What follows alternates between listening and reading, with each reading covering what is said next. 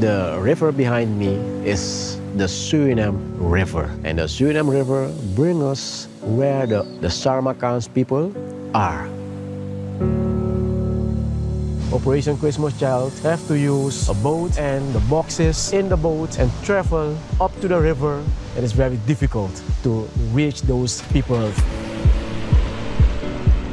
Partnering with the local churches in Suriname can bring the gospel to children in unreached places, such as the Samarkands. It is important that we support the local churches. For these churches, we equip them and then we provide the shoe boxes, which is a gospel opportunity. And so we use the shoebox gift as an opportunity to get into these communities and share the message of Christ with the children.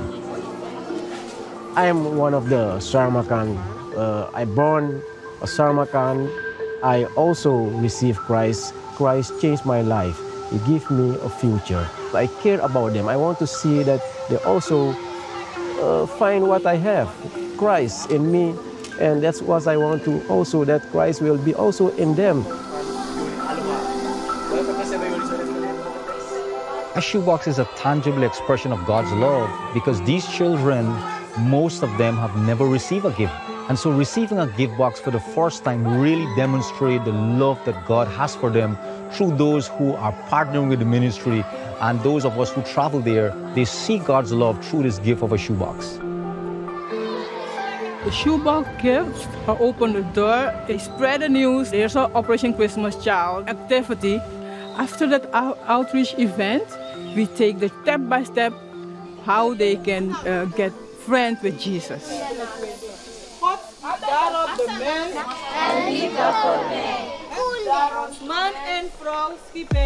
I like to teach the greatest journey because someone did it for me. So if someone did not, I would never know about Jesus. My vision for the Samarkand tribe is that we will share the gospel and to establish a house church here so that they also can receive the blessing of Christ.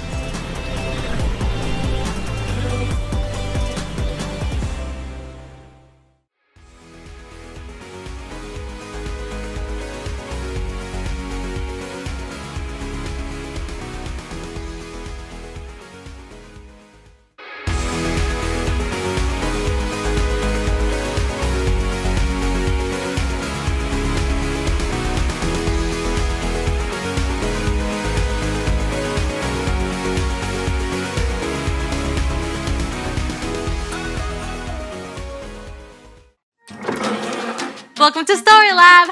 This week we're talking about grit, while we take a look at the story of someone whose life went from bad to good. That's enough to make your head spin. Oh, and there's this.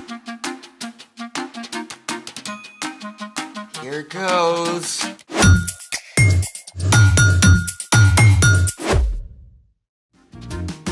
Hey, I'm Amaya. And I'm Zeke. And we're talking about grit, which is refusing to give up when life gets hard. What's under the plates? I don't know, actually.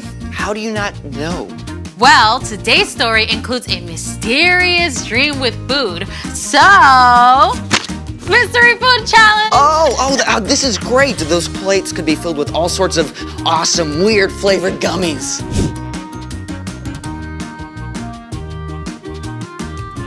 Well, I got my friend to set it up for us.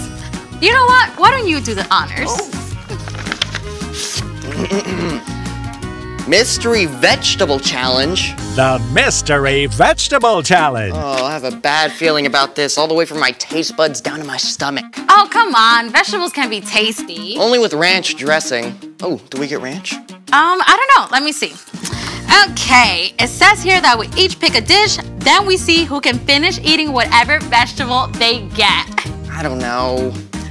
Come on, you can totally do this. Grit, remember? Can I cook mine with bacon?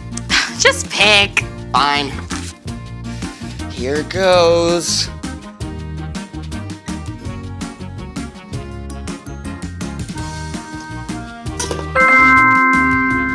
Ooh, that's a lot of carrots. Yeah, I'm definitely gonna beat you. You don't even know what your veggie is yet. Yeah, but I like vegetables. They're good for you. Just pick. All right.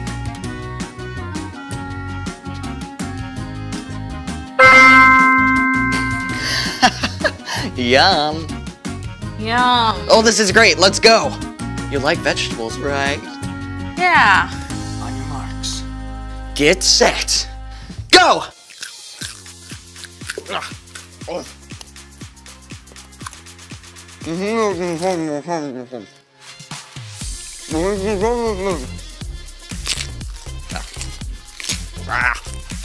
It's so yummy.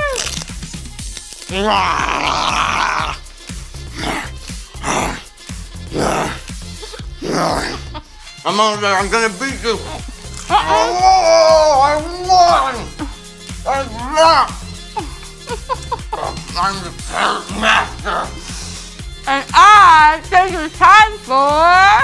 The story before the story. Today, we're in the very first book of the Old Testament, Genesis. God created the whole amazing world, but people turned away and broke their relationship with God. Still, God had a plan. God called Abraham and Sarah and promised to bless the whole world through their family line. One of Abraham's great-grandkids, Joseph, was sold into slavery in Egypt by his own brothers and then thrown in prison even though he done nothing wrong. But even there, God was with him and Joseph didn't give up. That's where our story starts. Take it away, Brian. Hey everyone! Well, we are at the bottom of the roller coaster in Joseph's life.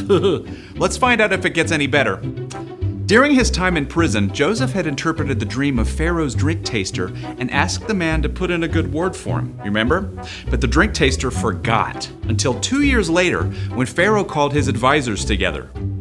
I had 2 dreams last night. Who can tell me what they mean? No one could help Pharaoh until the drink taster, finally remembered Joseph. Pharaoh called for Joseph at once. Now, it must have been a serious shock to be pulled out of prison after so many years and marched straight into the palace. I've heard you can tell what dreams mean. Oh, I can't do it. But God will give the answer. I saw 7 fat cows come out of the river, but then 7 thin, ugly cows came up after and ate the fat cows. After that, I dreamed about 7 full heads of grain on a stem. 7 weak, thin heads grew up after them and swallowed up the 7 good heads. God has shown you what will happen. 7 good years with plenty of food are coming. But then 7 years without enough food will follow. Pharaoh should look for a wise, understanding man to take charge and store some of the food in the good years so there will be food to use later. God has made all this known to you. I'm putting you in charge of the whole land of Egypt. Think about it. It had been years from the time Joseph's brothers sold him until he was taken out of prison. And then, in a single morning, he was made second in command of the whole land of Egypt. Joseph traveled all over Egypt and helped to store up grain during the 7 plentiful years. And when the years of hunger began, Pharaoh sent everyone to Joseph to buy food. Now, the famine spread far beyond Egypt. It even reached into Canaan, where Joseph's father Jacob and Joseph's brothers lived. And they soon became desperate for something to eat. I've heard there's grain in Egypt. Go buy some for us so we won't die. Jacob would not let his youngest son, Benjamin, go. But the older 10 brothers made the long journey to Egypt and came before Joseph. Joseph's brothers bowed down to him, just as Joseph had dreamed about so long before. We've come to buy grain. We're hungry. Joseph recognized them, but they did not know who he was, so Joseph decided to test them. You're spies! No, we were 12 brothers, sons of one man in the land of Canaan. Our youngest brother is now with our father, and one brother is gone. Joseph continued to test his brothers. He ordered them to leave Simeon behind, return home, and come back with Benjamin as proof of their innocence. Joseph had their sacks filled with grain and sent them away. Along the way, the brothers discovered that their money had been returned. When they arrived home, they showed Jacob the grain and told him everything that had happened. We have to take Benjamin back with us. Joseph is gone. Simeon is gone. I won't let you take Benjamin. At first, Jacob refused to let Benjamin go, but soon, all the grain brought from Egypt was gone. Go back. Buy us a little more food. The man warned us we can't return without Benjamin. I promise to keep him safe. All right, but take gifts along. Take twice the money. May God cause this man to show you mercy. Once again, the brothers made the long trek to Egypt, this time with Benjamin. Whew. When they arrived, Joseph ordered that the brothers be taken to his own house, where a special meal was prepared. Is your father still living? He is alive and well. When Joseph heard that his father was still alive and saw his younger brother Benjamin, he was so moved, he left the room and wept. Then a short time later, at last, Joseph told his brothers who he was. I am your brother Joseph, the one you sold into Egypt. But don't be angry with yourselves. God sent me ahead of you to save many lives. Then Joseph hugged his brothers and wept. He forgave them. He told them to return to Canaan and bring Jacob and the rest of the families to live in Egypt where they would have enough food, and that's exactly what happened. Joseph's entire family packed up and traveled to Egypt. Joseph finally saw his father Jacob again. The whole family settled in a place called Goshen and had enough to eat through the rest of the famine. The end. That is epic. I mean, Joseph's brothers did something terrible. Yeah, but God flipped it upside down. God made sure that Joseph was in the right place at the right time with the power to save his whole family. Yeah, that's right. Jacob's family actually became the Israelites.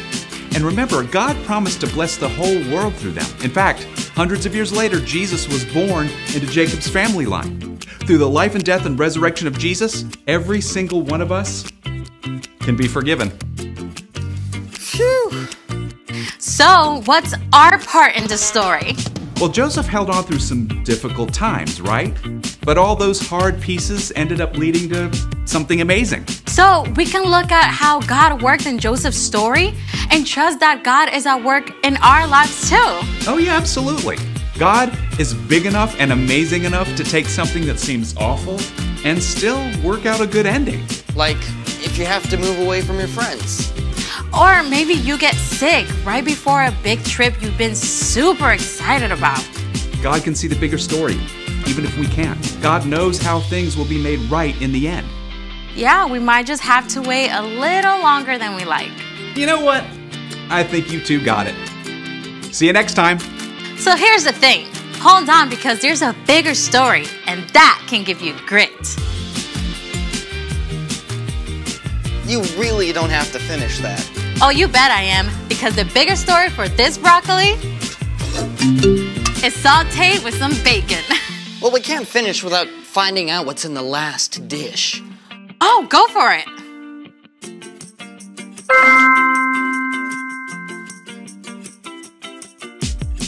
Seriously? Don't worry. I got this.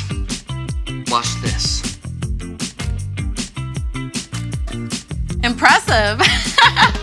Thanks for joining us in the Story Lab. See you next time. All right, let's go find some bacon.